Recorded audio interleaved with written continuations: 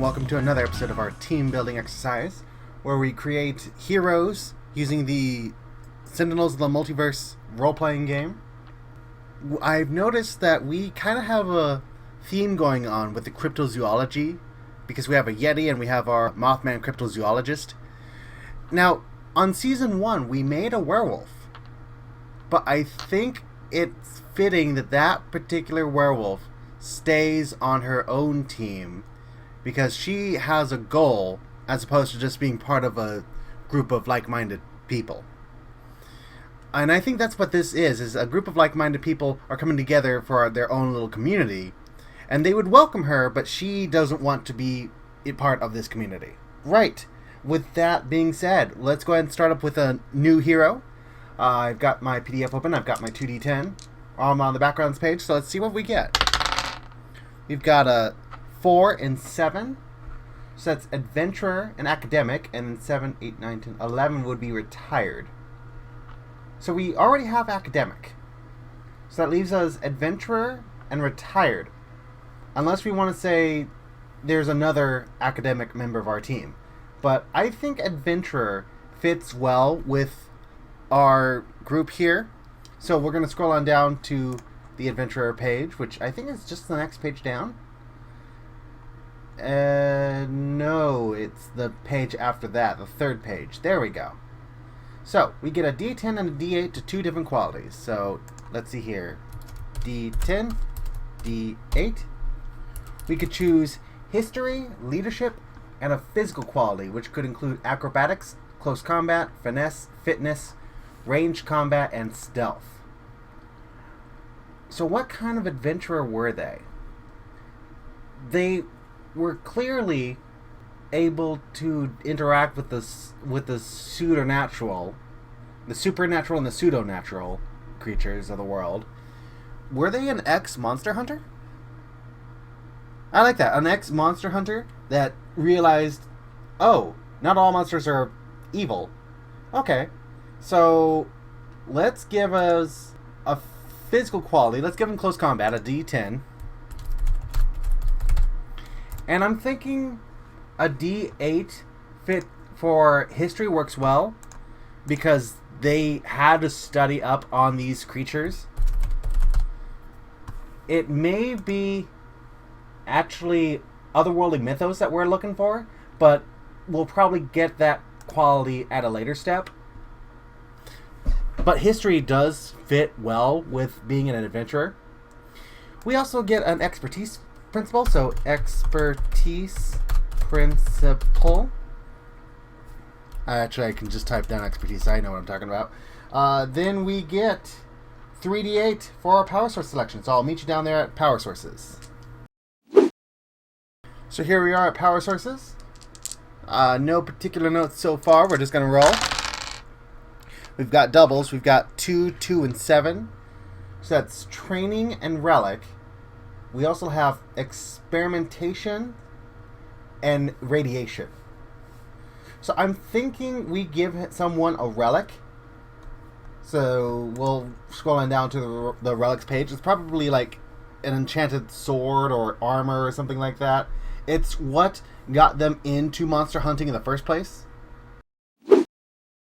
Okay, we're here with relic.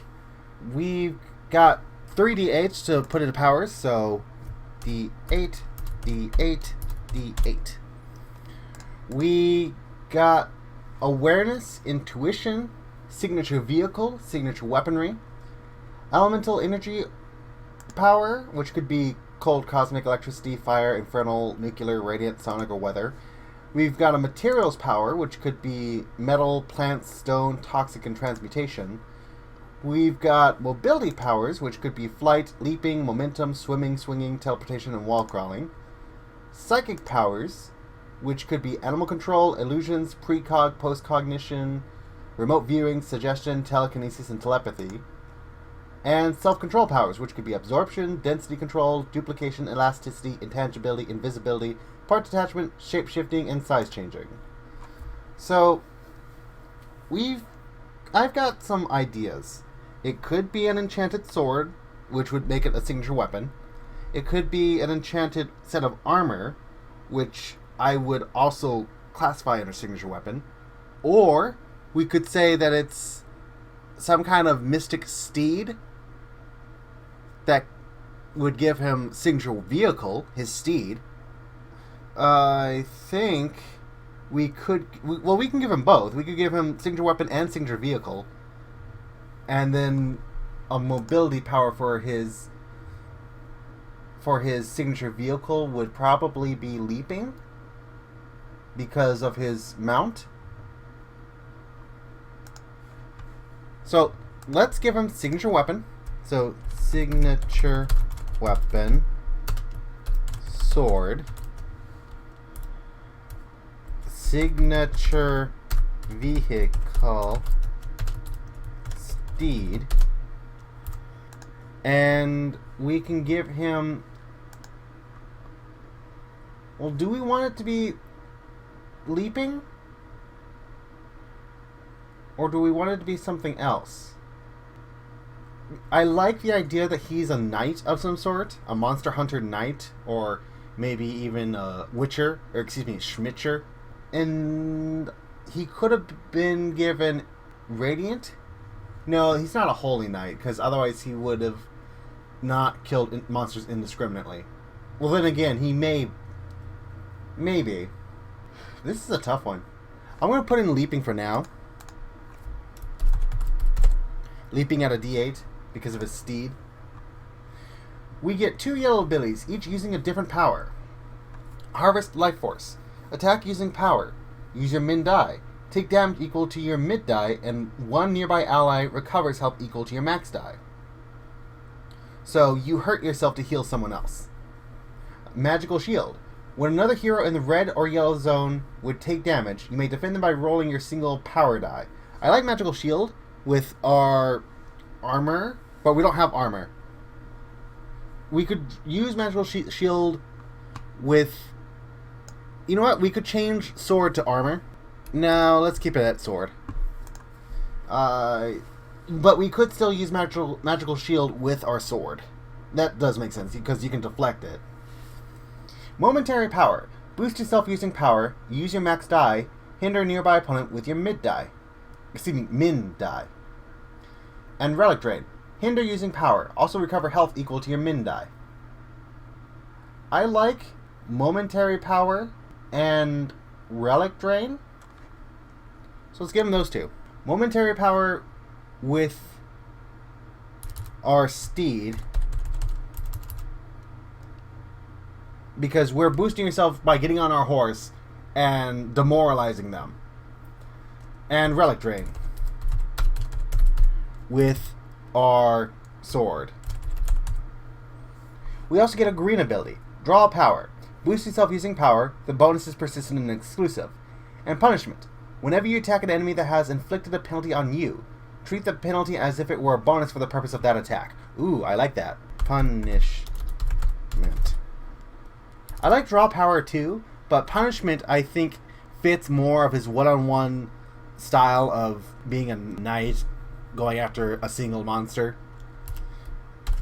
Right. We then get 2d10 and a d6 for our archetype selection. So I'll meet you down there on archetypes. Okay. And we're here at archetypes. We're going to just roll. We've got 2, 4, and 10. So that would be Shadow, Marksman, Robot or Cyborg. 4 plus 2 is 6, so that would be Close Quarters Combat. 10 plus 2 is 12, so that would be Psychic.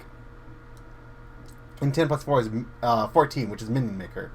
Close Quarters Combat is not even a question, because he's a knight, he's going up in front. So Close Quarters Combat it is. I will meet you on that page.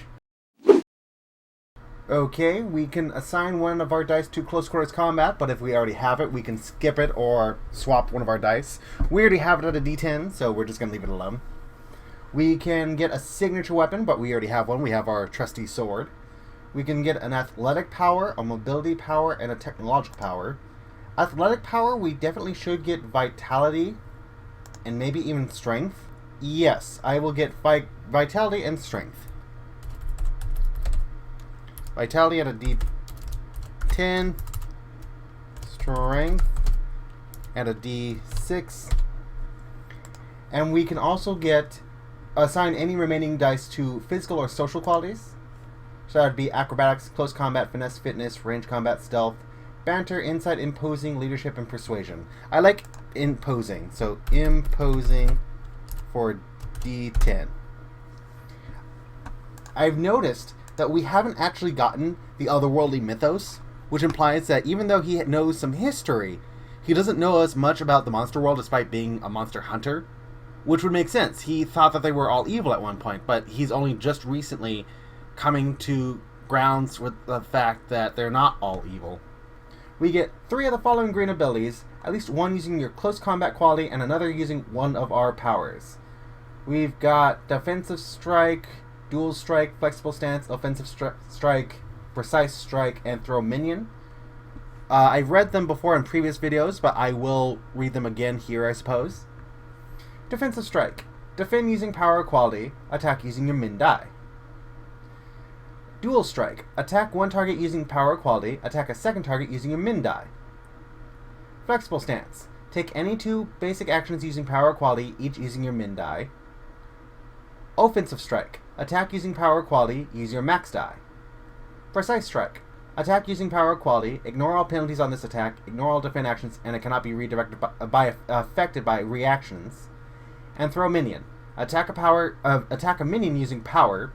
Whatever the minion rolls as a defense, attacks under the target of your choice. Excuse me. I don't know why it's early. Right. I like defensive, offensive, and precise strikes. So, defensive strike, offensive strike, and precise strike. One of them has to use close combat, so we'll use offensive strike with close combat. At least another one has to use another one of our powers. I think we can just give... Oh, you know what? Let's give close combat to defensive strike. And the other 2 can just use sword. We get one of the above abilities as a yellow ability, using a different power quality from any of our green abilities. Do we want dual strike with imposing? No, it has to be another one of our powers. Throw minion with strength. We get a responsibility principle. So, principle of responsibility. And then we roll 2d10 for our personality. I'm digging this ex-monster hunter so far. And I also like the idea that whenever he encounters a new kind of monster, his first reaction is to unsheath his sword before someone else explains to him, no, hang on, let's talk to him first, see what they're about. Alright, and we're here at personality page, and I'm really hoping for a 1, because Lone Wolf really fits, but also 20, because arrogant. There's a couple of good ones here, and we got a reroll still, so we could always reroll if we don't like the ones we get. We've got 1 and 9. Well, I'm not going to even look at the other ones because Lone Wolf. So we'll scroll on down just one page. We've got Lone Wolf. We get, for our status, it's D8, D8, D8 for all 3. So D8, D8, D8. We get an out ability. Boost an ally by rolling your single quality die. So we will say imposing. We get to make up a quality. Let's call him just hunter. D8. Yeah, the role-playing quality could just be the hunter. And we get 2 red abilities. You always know that's my favorite. So down we go. So we're here at the red abilities. I quickly read the athletic powers because that's our first one. Major regeneration, Paragon Feat, push your limits, and reactive strike. We've read Paragon Feat a couple of times. I think Paragon Feat... No, maybe not Paragon Feat. Not for this character anyway. Push your limits. We don't have any reactions that we take that often. Reactive Strike, I think, might actually fit. When you're attacked and dealt damage, you may attack the source of damage by rolling your single power die, plus the amount of damage you take. Okay, yeah, we'll take Reactive Strike. We'll take Reactive Strike with Sword? No, it has to be Strength, because that's our athletic power. I keep making that error. We will check our Hallmark powers real quick. Hallmark powers does not have Reactive Strike, so we can't use our sword for that. Charge Up Blast. Attack using signature weapon and at least one bonus. Use your max plus min dice. Destroy all of your bonuses, each of them adding this attack first, even if they are exclusive. Quick Exit. Attack using signature vehicle. Use your max die. Hinder each nearby opponent with your min die. After using this ability, you and up to 2 allies may end up anywhere in the scene, even outside of the action. Sacrificial Ram. Attack up to 3 nearby targets using signature vehicle. Use your max plus mid die against each of them. You cannot use your signature vehicle for the rest of the scene and until it's recovered or repaired. And Ultimate Weaponry. Boost using power. Use your max die. The bonus is persistent and exclusive. Then attack using your mid die plus that bonus.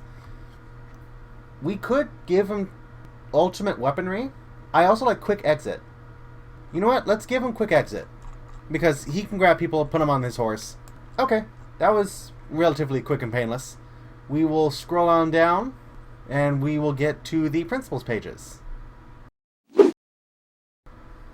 Okay, and here we are at Expertise Principles.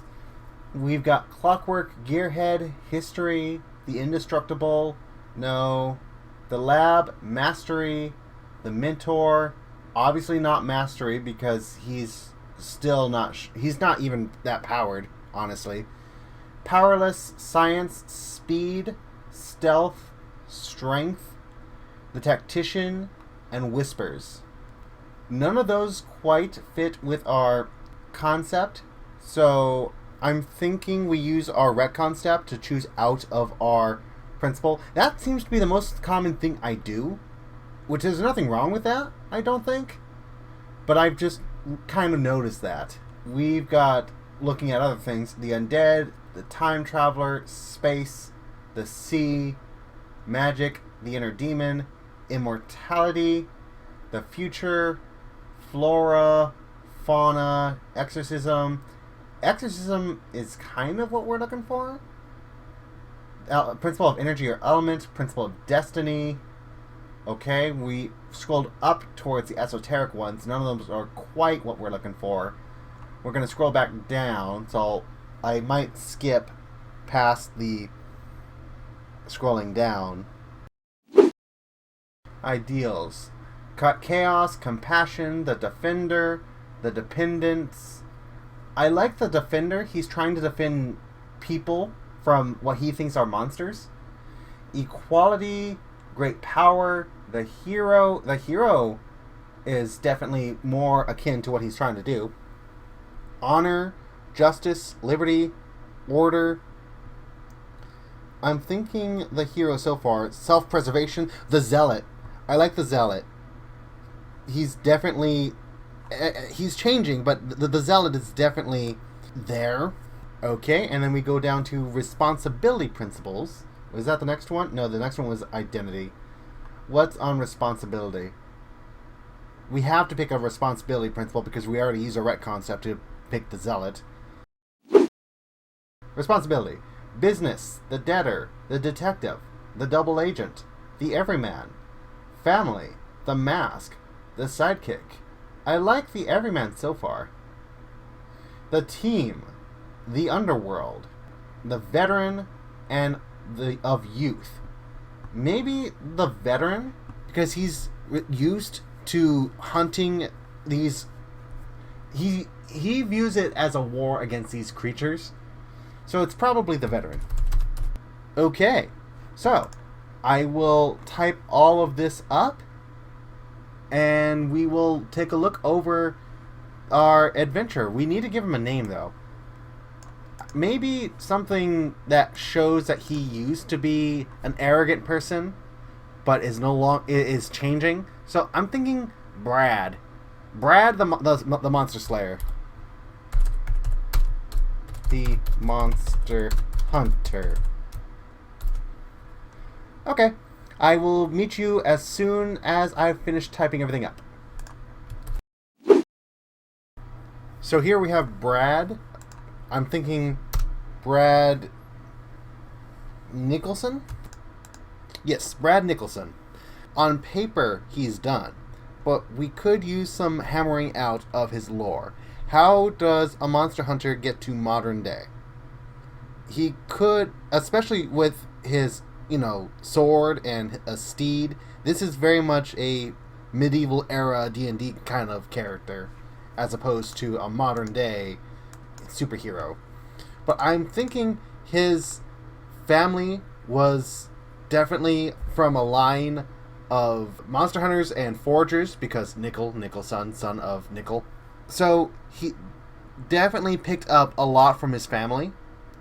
He's out on his own now, because he doesn't have principal of the family or anything like that. But he's learning as he's going. And he's got some experience. He definitely slew at least something. And he was about to attack the Yeti before the Yeti stopped and said, "Hey, hold on. Why the sword? Why are you attacking me?" Which got Brad to question, "Wait a minute, you can talk? Maybe we should actually discuss this if you can actually talk." And that led to an actual discussion over what is good and evil and why are we stuck in this cold mountain. Right.